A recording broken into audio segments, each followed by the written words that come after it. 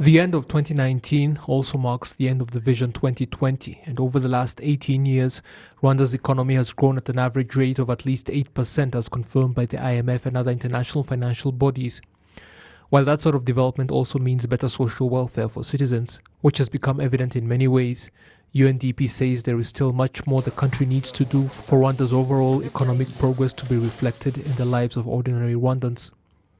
Economic experts agree. The first thing to do is eliminate the cause of inequality. Measures must be taken to better distribute the country's wealth. I personally think people should be taxed for their wealth. For example, if you have 1 billion Rwandan francs, then you should be taxed for it.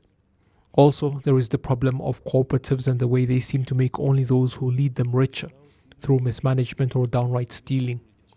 In such cases, ordinary members do not progress.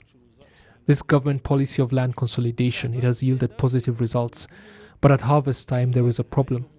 Let us say if the farmers are growing maize, all of it goes to one person who was appointed for that task, and that individual determines prices, which in most cases the farmers fail to gain from. Again, those ordinary farmers fail to progress.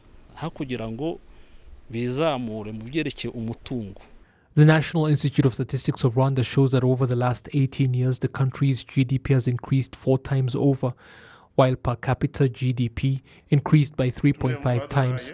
The country's leadership is emphasizing that progress must be reflected on the ground.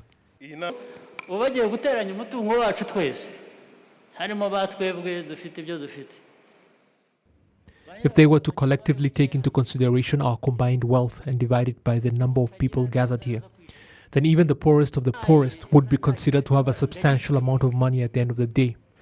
That should not be taken as just an assumption. People should really have that money. Why not? That is what gives those figures validity, and it becomes clear that people really are progressing.